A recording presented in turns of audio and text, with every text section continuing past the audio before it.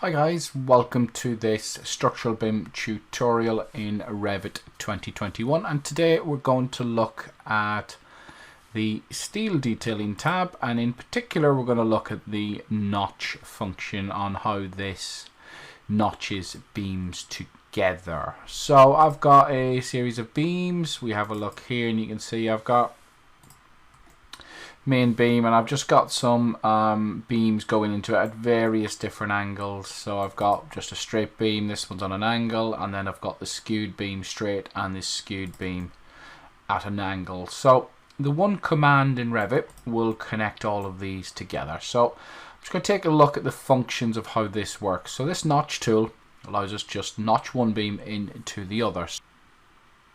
So within Revit there already is a notching tool, but we just have a standard notch. We've got less control of how we can actually notch, particularly with the cut and distances, and that's why we are going to look at the notching tool in here. So to get this to work, simply select the two objects, go to steel and simply hit the notch button, and this actually puts in a little connection.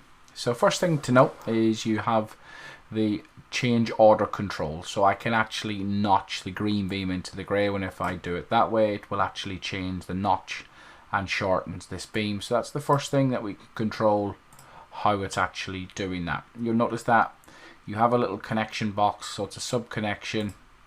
You can see it here, and there it is.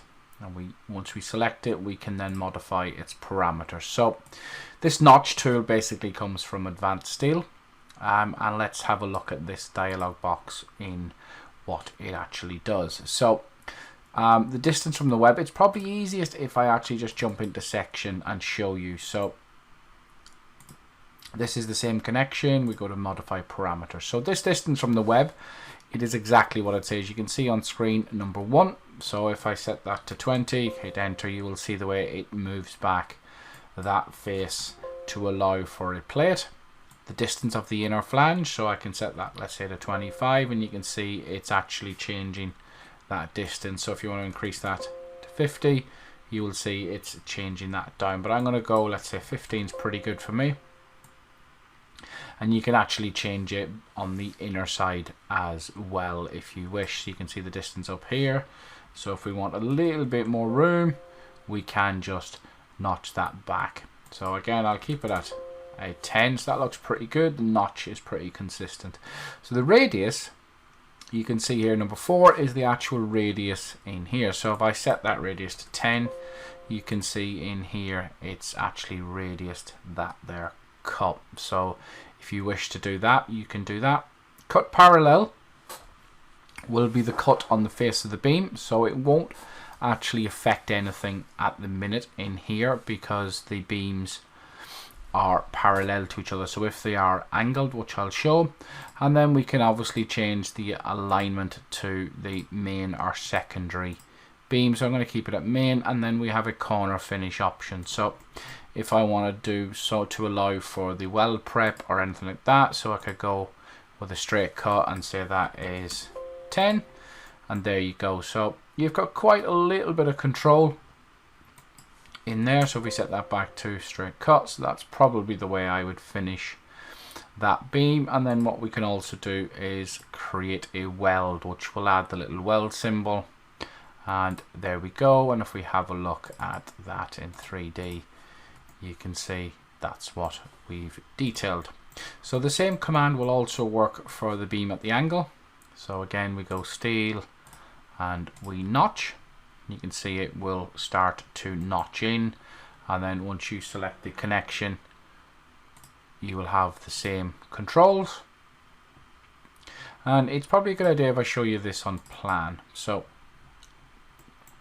currently you will see if I just go to wireframe, so there's the web of the steel coming in, and this is the cut parallel option. So if we select that connection, it might be easier just to do it in 3D. So let's modify it, and if we say cut parallel is on, and then we just look at that and plan, you will see that it has changed the cut there. So just depending on how that's going to be connected, whether it's a plate or whether it's going to be a weld on site, you can change that finish there. So it just depends what you want to do with that. So if we modify it again and we just have a look, we turn that on and off, you can see there's the options changing, and then we can change the alignment. So you can see that is what's happening there with the aligned beam. So if we just look at that,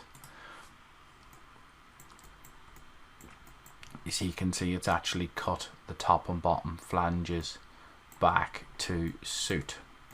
So same principle will work for the skewed beam at an angle. So we can select our two objects, steel, and let's just notch them.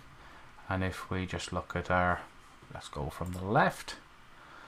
So we have a little look, and you can see this is my beam coming in here, and you can see what's happening, that it's then notched in, and you can control it that way. And then if we apply the final cut and notch on these beams, just be careful to select it, steel, notch,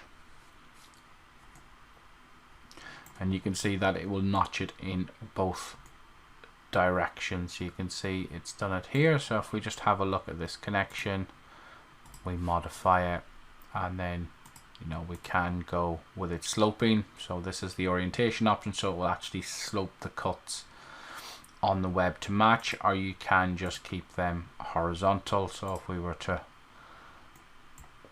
look in here, maybe just hide that from the view,